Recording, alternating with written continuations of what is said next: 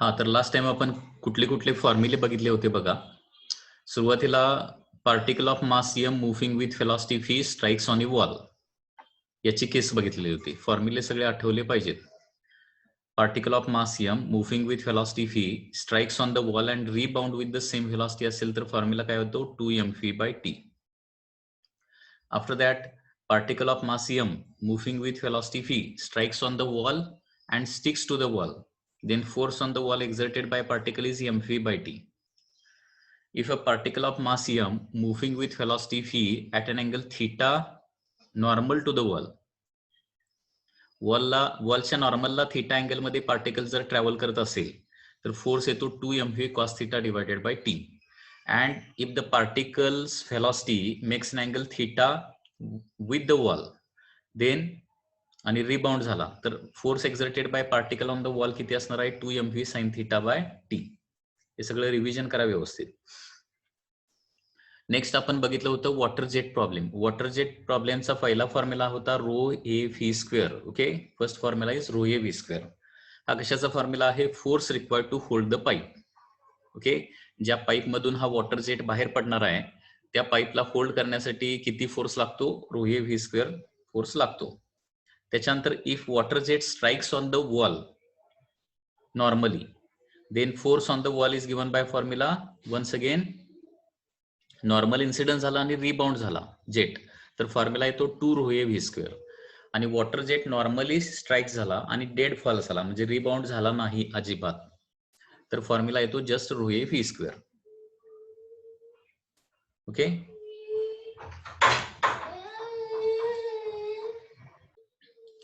next if water jet strikes normally on the wall with speed v and rebound with speed v dash, then force on the wall is rho a v in bracket v plus v dash. If water jet strikes the wall at an angle theta with normal to the surface and rebound with at the same angle with the same velocity, then force on the wall is given by formula 2 rho a v square cos theta. Okay, and with the surface असेल तर काय formula होणार आहे? Angle with the surface असेल तर surface of that wall 2 rho A V square sine theta येईल. Then force on the bend of the pipe. Okay, it is given by formula √2 rho A V square. Okay, after that we have studied force on water jet, force exerted by water jet in terms of flow rate, force on wall. Okay, किंवा force exerted by water jet in terms of Q, that is flow rate. Okay, तर त्याचा formula काय येतो? That is rho Q square by A. This is the formula, rho Q square by A. आणि याच्यामध्ये एक last question आपण बघितलेला होता. Force required to hold pipe is F. Calculate additional force to hold pipe if velocity is doubled और flow rate is doubled. Okay, म्हणजे सुरुवातीला flow rate Q असताना फोर्स एफ असेल तर फ्लो रेट डबल केला तर फोर्स काय करावा लागतो? 4 टाइम्स करावा लागतो. म्हणजे ऍडिशनल फोर्स किती असणार आहे? 3F. 3F is the additional force. Okay, next machine gun problem. Next we are going to study the machine gun problem.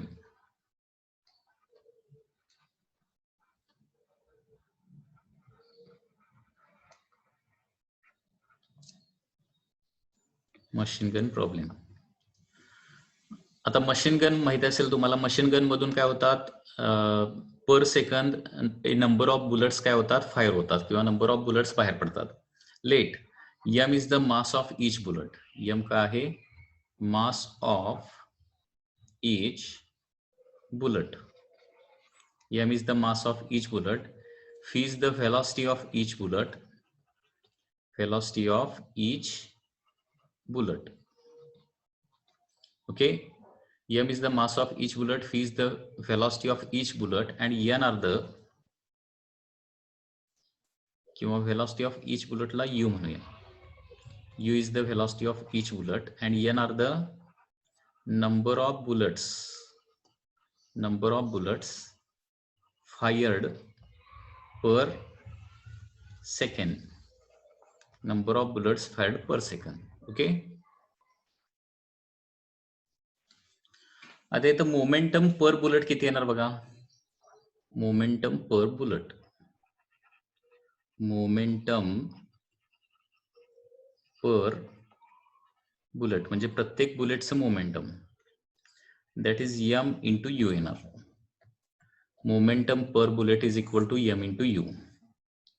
And momentum per second किती येणार आहे? Momentum per second. Momentum per second.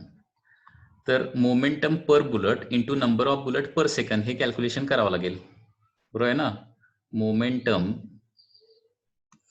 per bullet into number of bullets per second.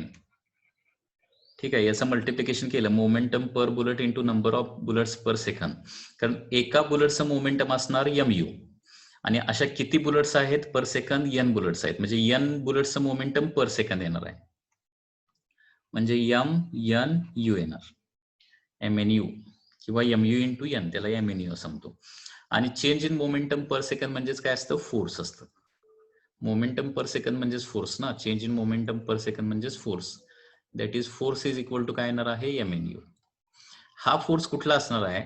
तर this is the force required to hold the machine gun. म्हणजे machine gun मधून bullets continuously one after another जर बाहेर पडत असतील तर ते machine gun काय करतं? बॅकवर्ड डायरेक्शन एक फोर्स एक्झर्ट करतं आणि तो फोर्स किती असणार आहे? mnu.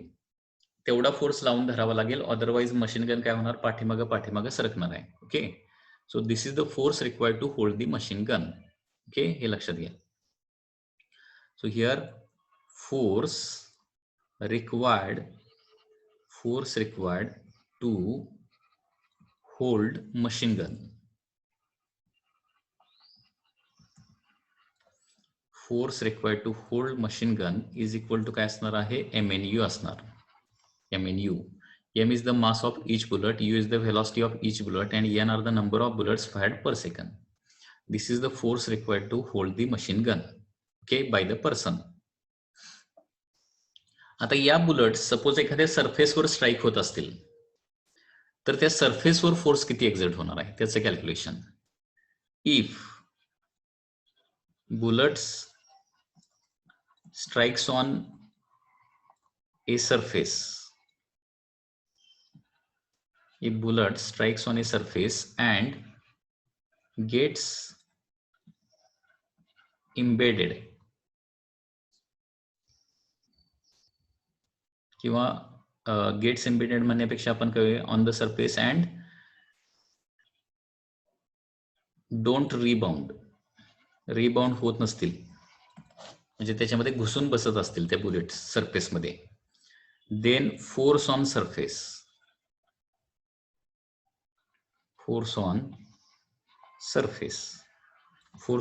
किती असणार आहे? F is equal to once again mnu एवढाच फोर्स क्रिएट होतो. लक्षात घ्या, मी काय सांगतोय लक्षात येतोय का? बघा, if bullet strikes on a surface आणि त्या सरफेस वरून जर रिबाउंड होत नसतील, त्याच्यामध्ये घुसून बसत असतील, म्हणजे इनिशियल मोमेंटम mu असणार आणि फायनल मोमेंटम बुलेटचं काय असणार? 0. ठीक आहे, म्हणजे चेंज इन मोमेंटम फक्त muच होणार आहे पर कोलिजन, आणि जेवढ्या नंबर ऑफ बुलेट त्याच्यावर स्ट्राईक होणार तेवढे कोलिजन्स पर सेकंड होणार आहेत आणि त्याच्यामुळे फोर्स क्रिएट होणार आहे mnu. If bullet strike on the surface and don't rebound, force on the surface is mnu. आणि याच्यामध्ये if bullet strike on surface and rebound with the same velocity जर असेल तर काय फॉर्म्युला येणार? मग 2mnu येणार. त्याच्यामध्ये दुसरा फॉर्म्युला काय? If bullets strikes on a surface and rebound with same velocity, then force is 2 times mnu. Short मध्ये त्याला आपण मनू म्हणू शकतो. Manu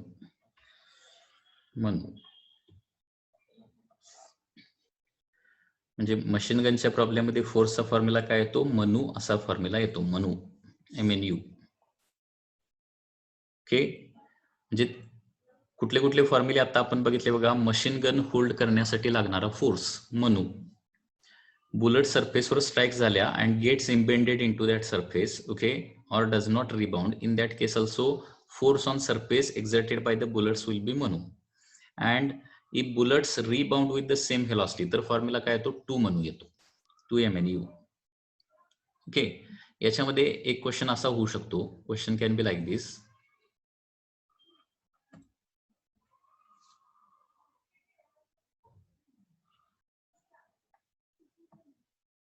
Suppose this is a plate.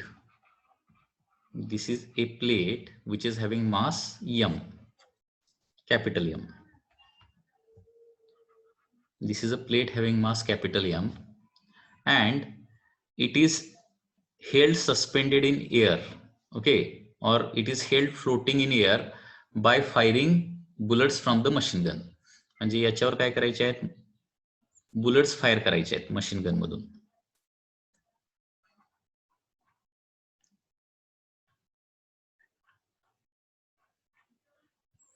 From the machine gun bullets are fired and it is held floating in the air, okay. तर किती number of bullets per second fire करावे लागतील असा क्वेश्चन याच्यामध्ये येऊ शकतो. लक्षात येते का क्वेश्चन काय आहे. एक प्लेट आहे, त्याचं मास एम आहे आणि ती एअरमध्ये आहे आणि त्या प्लेटवर, ओके, फ्रॉम बॉटम साइड काय केलेले आहेत, मशीन गनच्या साईडनं बुलेट फायर केलेले आहेत, ठीक आहे. तर ही प्लेट जी आहे, बुलेट फायर केल्यानंतर प्लेट जी आहे त्या ठिकाणी सस्पेंडेड कंडिशन मध्ये राहते. तर किती number of bullet per second fire करावे लागतील so that plate remain suspended in air. हे कसं कॅल्क्युलेट करता येईल. आता या प्लेटला खाली ओढणारा फोर्स कुठला असणार आहे, त्याचं वेट mg, आणि वर ढकलणारा फोर्स म्हणजे काय असणार आहे, मशीन गनचा फोर्स, दॅट इज एक तर म्हणू तर येणार किंवा 2 म्हणू तर येणार.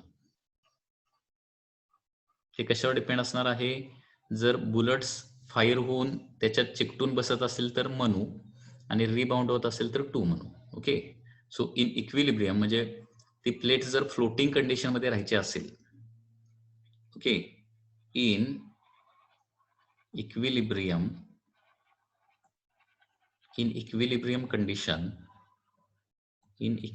condition, okay, force by bullets should be equal to काय असलं पाहिजे, weight of plate असलं पाहिजे, weight of that plate, okay. force by bullet is MNU. आपण असं अज्युम करूया की बुलेट स्ट्राईक होत आहेत आणि gets embedded into that and weight of the plate is mg, okay. तर ती प्लेट आता सस्पेंड करण्यासाठी, एअरमध्ये सस्पेंड करण्यासाठी किती बुलेट्स पर सेकंड त्या प्लेटवर फायर करावे लागतील. तर त्याचा फॉर्म्युला काय येणार आहे, n is equal to capital mg divided by mu. This is the formula.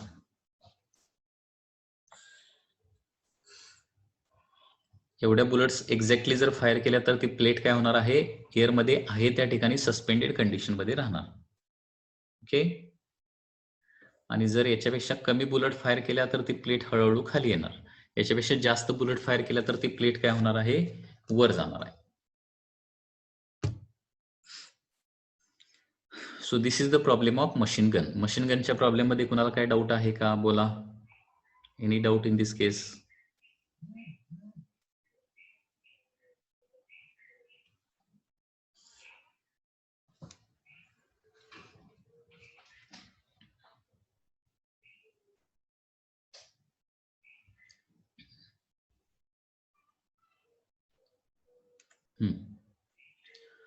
म्हणजे लक्षात घ्या, मशीन गननं एक्झर्ट केलेल्या फोर्सचे फॉर्म्युले सांगा.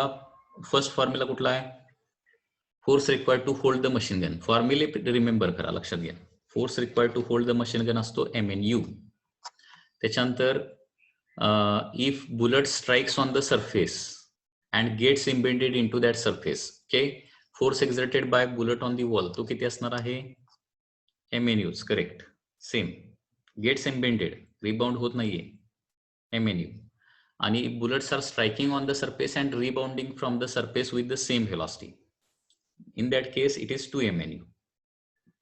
आणि द कंडिशन ती आपण एक प्लेटचा एक प्रॉब्लेम बघितला. एखादी प्लेट, कॅपिटल M मासची प्लेट एअरमध्ये आपल्याला फ्लोट करून ठेवायची असेल, ओके, तर इक्विलिब्रियम कंडिशन मध्ये फॉर्म्युला काय येणार सांगा? इक्विलिब्रियम कंडिशनचा फॉर्म्युला, इक्विलिब्रियम कंडिशनचा फॉर्म्युला म्हणजे दोन्ही फोर्सेस सेम असले पाहिजेत. इक्विलिब्रियम कंडिशन विचारायला लागलो रे मी. हा, MN is equal to mg.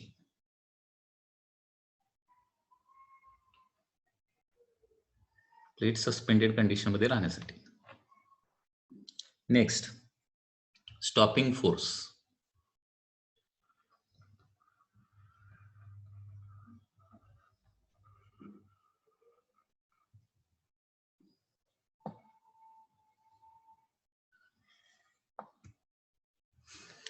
हा, तर आता स्टॉपिंग फोर्सचे डिफरंट फॉर्म्युले आपल्याला बघायचे आहेत. Stopping force required to stop the body which is moving with velocity v. Okay, आता बघा, let m is the mass of the body, m is the mass of the body which is moving with initial velocity u. This is the initial velocity. एक m मासची body आहे, u velocity निघाली, ठीक आहे, आणि त्याला पूर्णपणे थांबवायचं आहे, तर किती फोर्स लागेल? ओके, आता सपोज इथं काय असेल, s is the stopping distance असेल, s काय असेल, stopping distance,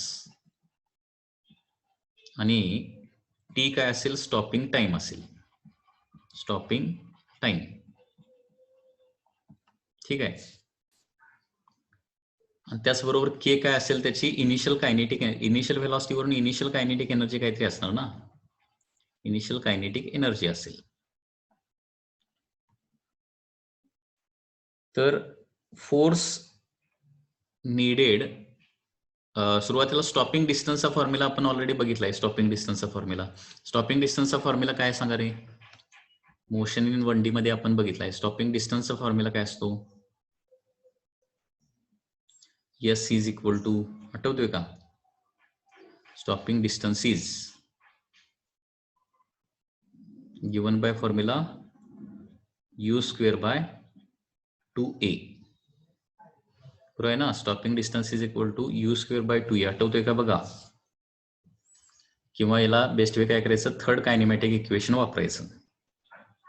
bye third kinematic equation,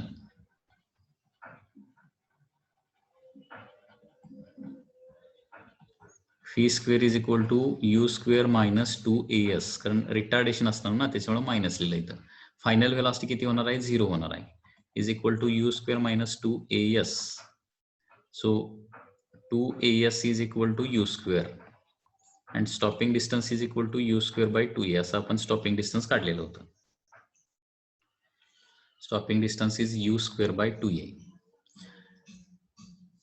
म्हणजे s डिस्टन्स मध्ये स्टॉप होणार असेल तर रिटार्डेशन किती येणार आहे? a is equal to u square by 2s येणार. Okay, a is equal to u square by 2s. And therefore stopping फोर्सचा फॉर्म्युला काय येणार आहे? स्टॉपिंग फोर्स म्हणजे काय असतं? Mass into acceleration. Okay, so stopping force is nothing but mass into acceleration. Stopping फोर्सचा पहिला फॉर्म्युला काय येणार आहे? This is the first formula, m u square by 2s. m u square by 2s.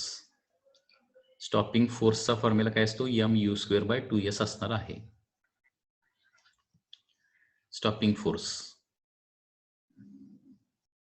Next, किंवा फोर्सच्या स्वरूपात stopping डिस्टन्सचा formula काय येणार आहे? और stopping distance in terms of force येणार आहे m u square by 2f. म्हणजे f एवढा फोर्स लावला तर स्टॉपिंग डिस्टन्स येणार आहे m u square by 2f. म्हणजे दोन्ही फॉर्म्युले, स्टॉपिंग फोर्सचा formula m u square by 2s आणि स्टॉपिंग डिस्टन्सचा formula m u square by 2f असा येणार आहे. ओके, आफ्टर दिस स्टॉपिंग डिस्टन्सचा फॉर्म्युला u स्क्वेअर बाय 2 असतं. तसं स्टॉपिंग टाइमचा फॉर्म्युला काय असतो? Stopping time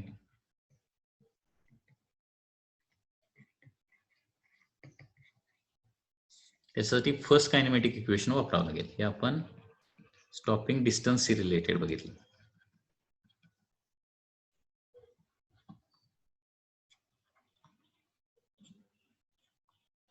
stopping time V is equal to you minus AT असणार, कारण रिटार्डेशन असल्यामुळे इथं मायनस, कारण ते स्पीड कमी कमी हो जाऊन फायनली रेस्टमध्ये येणार आहे, बरोबर. Final velocity 0 is equal to you minus AT.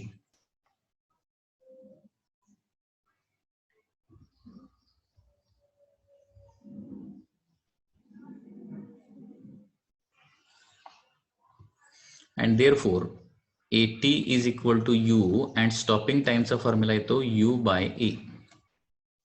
Stopping टाइमचा फॉर्म्युला काय येतो U by A, किंवा ऍक्सेलरेशन येणार आहे U by T. Acceleration is U by T. आणि त्याच्यामुळे स्टॉपिंग फोर्सचा फॉर्म्युला दुसरा काय येणार बघा, stopping force is equal to mass into acceleration, that is MU by T. Okay, stopping फोर्सचा दुसरा formula that is MU by T.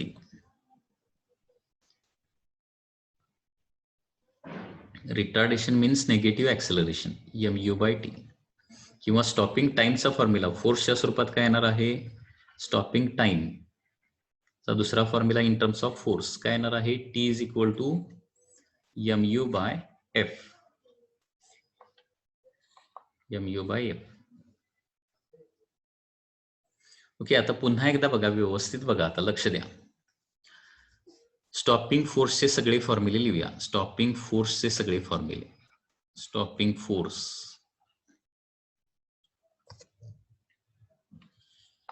Okay, first formula stopping force असणार आहे MU² by 2S. हा काय झाला in terms of velocity U and stopping distance, म्हणजे S distance मध्ये आपल्याला स्टॉप करायचा आहे. M मासची बॉडी U व्हेलॉसिटी निघाली आणि S डिस्टन्स मध्ये स्टॉप करायची असेल तर फोर्स किती लावावा लागेल, MU² by 2S. Second, force is equal to MU by T. म्हणजे एखादी M मासची बॉडी U व्हेलॉसिटी निघाली आहे आणि T टाइम मध्ये त्याला स्टॉप करायचा आहे, T टाइम मध्ये स्टॉप करायचा आहे, तर MU by T येणार. थर्ड फॉर्म्युला बघा, कायनेटिक एनर्जीच्या स्वरूपात पाहिजे असेल तर आता हाफ MU² म्हणजे कायनेटिक एनर्जी येणार ना, initial kinetic energy half MU². म्हणजे फ्रॉम इक्वेशन 1 काय होणार बघा, न्यूमरेटर डिनॉमिनेटरला काय इथं काय करावं लागेल लक्षात घ्या, 1/2 MU² म्हणजेच कायनेटिक एनर्जी ना. सो फोर्सचा फॉर्म्युला काय येणार आहे, कायनेटिक एनर्जी बाय S येणार. ओके, स्टॉपिंग फोर्सचा फॉर्म्युला काय येणार आहे, KE by S येणार, KE by S, kinetic energy divided by S. कारण 1/2 MU² म्हणजेच kinetic energy, so kinetic energy divided by S. तर मल्टिप्लाय वगैरे करायची काही गरज नाहीये. आणि fourth formula in terms of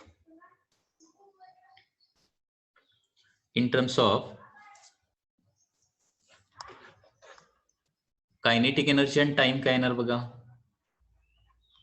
आता MU by T म्हणजे काय येणार, P by T येणार, मोमेंटमच्या स्वरूपात झाला. ओके, मोमेंटमच्या स्वरूपात झाला P by T. MU म्हणजे मोमेंटम ना, मास इंटू इनिशियल व्हेलॉसिटी म्हणजे इनिशियल मोमेंटम येणार डिवायडेड बाय टाइम. आणि मोमेंटम म्हणजे काय असतं, स्क्वेअर रूट ऑफ 2mk असतं फॉर्म्युला, माहिती आहे ना, divided by T. Square root of 2mk divided by T येणार. बिकॉज मोमेंटम आणि कायनेटिक एनर्जी मधला हा एक महत्वाचा फॉर्म्युला आहे, तो माहिती पाहिजे. K is equal to P² by 2m असतं किंवा P is equal to square root of 2mk असतं. ओके, हा झाला कायनेटिक एनर्जी आणि टाइमच्या स्वरूपात स्टॉपिंग फोर्सचा फॉर्म्युला. ओके, किंवा हाच फॉर्म्युला असा लिहू शकतो आपण, kinetic energy divided by S. आता कायनेटिक एनर्जी म्हणजे P² by 2m ना, सो P² by 2ms. एवढे सगळे फॉर्म्युले येऊ शकतात, त्याच्यासाठी बेसिक्स तुम्हाला सगळे माहिती पाहिजेत. P² by 2ms हा मोमेंटम आणि स्टॉपिंग डिस्टन्स. म्हणजे बघा, स्टॉपिंग फोर्सचे सगळे फॉर्म्युले, पहिला फॉर्म्युला मास व्हेलॉसिटी आणि डिस्टन्स, दुसरा फॉर्म्युला मास व्हेलॉसिटी टाइम, तिसरा formula momentum velocity and stopping distance, आणि फोर्थ फॉर्म्युला मोमेंटम टाइम. आणखी एक फॉर्म्युला काय येणार आहे, मास कायनेटिक एनर्जी आणि टाइम. हे डिफरंट फॉर्म मध्ये स्टॉपिंग डिस्टन्सचे फॉर्म्युले येणार आहे. ओके.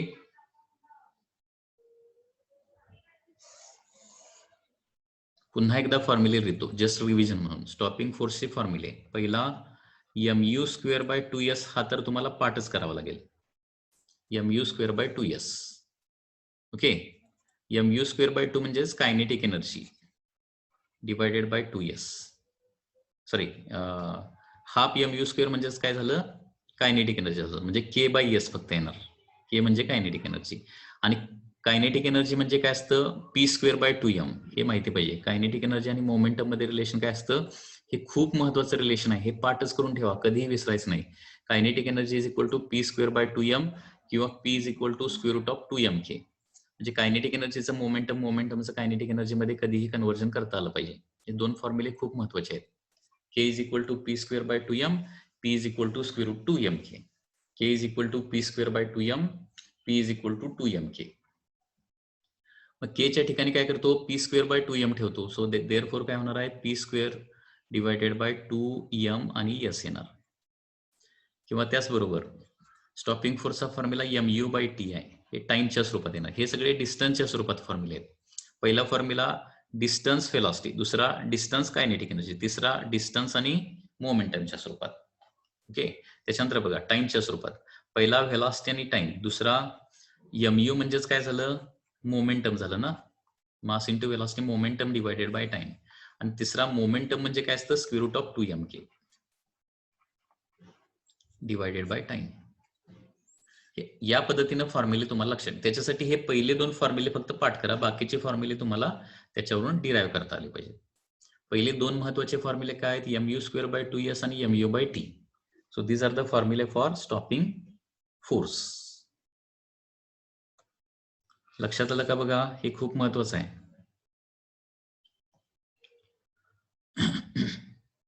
पहिला फॉर्म्युला पुन्हा एकदा रिव्हिजन बघा. Stopping force is given by formula mu square by 2s. आता याचंच कन्व्हर्जन कायनेटिक एनर्जी मध्ये केलं, k बाय s. कारण mu स्क्वेअर बाय 2 म्हणजे हाफ mu स्क्वेअर म्हणजे kinetic energy, k by s. आणि कायनेटिक एनर्जी म्हणजे काय असतं, p स्क्वेअर बाय 2m. हे एक दोन महत्वाचे फॉर्म्युले आहेत. हे देखील पूर्ण पाठच पाहिजे. Kinetic energy is equal to p square by 2m, momentum is equal to square root 2mk. म्हणजे p ला रिप्लेस करून k टाकता आलं पाहिजे, k ला रिप्लेस करून p तुम्हाला टाकता आलं पाहिजे. त्याच्यासाठी ते महत्वाचे आहे. p ला रिप्लेस केलं तर k ला रिप्लेस केलं तर k इज इक्वल टू काय असतं, p स्क्वेअर बाय 2m असतं, p स्क्वेअर बाय 2ms असं पण येऊ शकतं. ओके.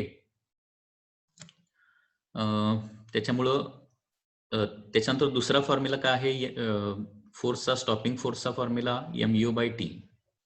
म्हणजे u व्हेलॉसनं बॉडी निघाली असेल, t टाइम मध्ये तिला थांबवायचं असेल तर फोर्स काय लावा लागणार, mu बाय t. mu म्हणजेच momentum. So p by t formula मिळाला.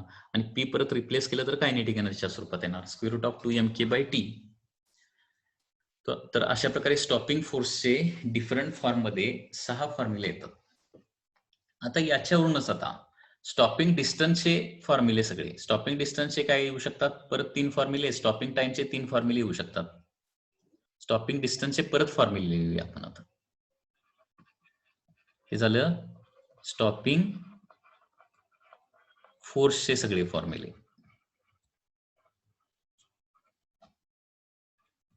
आता स्टॉपिंग डिस्टन्सचे सगळे फॉर्म्युले.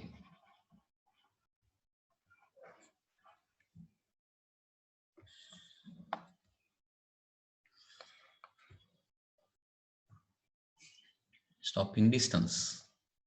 आता पहिला formula s is equal to mu square by 2f येणार, mu स्क्वेअर बाय 2f. बरोबर आहे ना. s ला फक्त LHS ला नेलं, f ला RHS ला आणलं, mu square by 2f. Stopping डिस्टन्सचा एक फॉर्म्युला माहिती आहे की u square by 2a. a म्हणजेच काय असतं, फोर्स डिवायडेड बाय मास. असं पण लक्षात ठेवलं तरी चालतंय. स्टॉपिंग डिस्टन्सचा एक फॉर्म्युला तर 2D मध्ये आपण स्टडी केलाय, तो तर पाठ असतो, u स्क्वेअर बाय 2a. आणि ऍक्सलरेशन म्हणजे फोर्स डिवायडेड बाय मास. जे फोर्स डिनॉमिनेटरला येईल, मास वर येईल, mu स्क्वेअर बाय 2f. आता हा कायनेटिक एनर्जीच्या स्वरूपात लिहायचा झाला तर बघा, mu स्क्वेअर बाय 2 म्हणजे kinetic energy, k by f येणार. कायनेटिक एनर्जीज म्हणजेच काय, p स्क्वेअर बाय 2m येणार, p स्क्वेअर बाय 2mf. हे झाले स्टॉपिंग डिस्टन्सचे फोर्सच्या स्वरूपात असणारे सगळे फॉर्म्युले इन डिफरंट फॉर्म. ओके, आणि आता स्टॉपिंग टाइमचे फॉर्म्युले बघूया सगळे.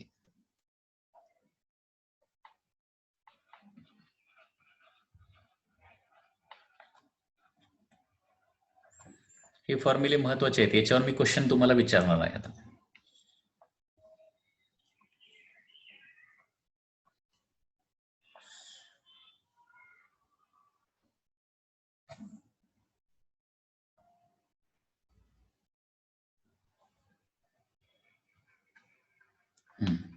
स्टॉपिंग टाइमचा formula T is equal to MU by F येणार. Correct.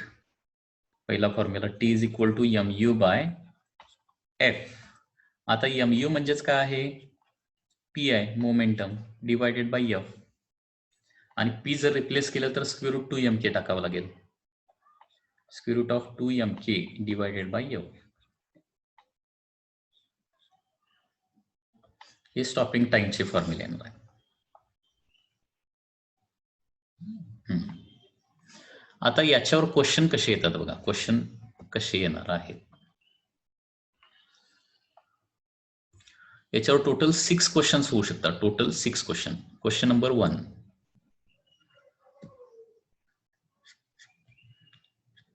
Truck and car are moving with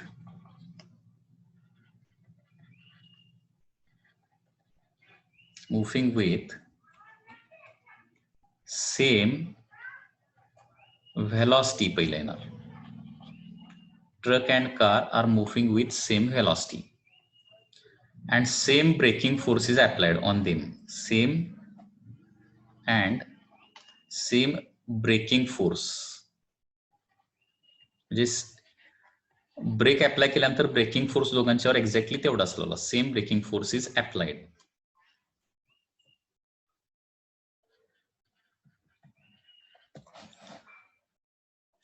okay, तर ट्रक आणि कार मास तर तुम्हाला माहित आहे कोणाचं जास्त असतं. They are moving with same velocity, same force is applied.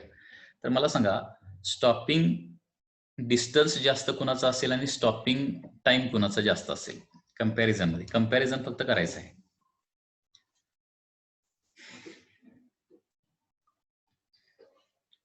हे बघा, स्टॉपिंग डिस्टन्स आपल्याला काढायचं ना, मग डिस्टन्सचे फॉर्म्युले बघावे लागतील. स्टॉपिंग डिस्टन्स कुणाचं जास्त असेल कुणाचं कमी असेल हे आपल्याला काढायचं आहे. मग डिस्टन्स हे स्टॉपिंग डिस्टन्सचे फॉर्म्युले बघावे लागतील. आता सेम का आहे, कुठला फॉर्म्युला वापरायला पाहिजे याच्यातला? कारण स्टॉपिंग डिस्टन्सचे एकूण 3 फॉर्म्युले आहेत.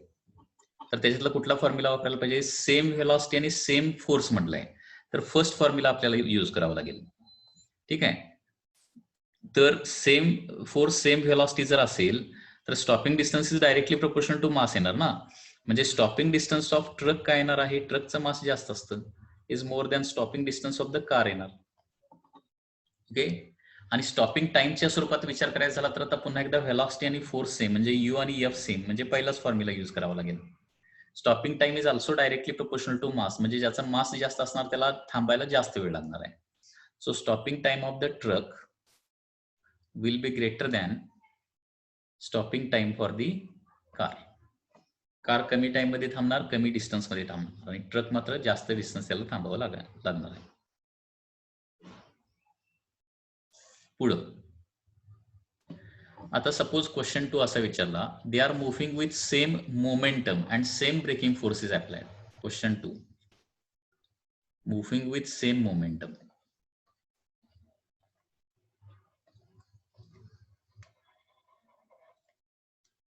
सेम मोमेंटम आता सांगितलं.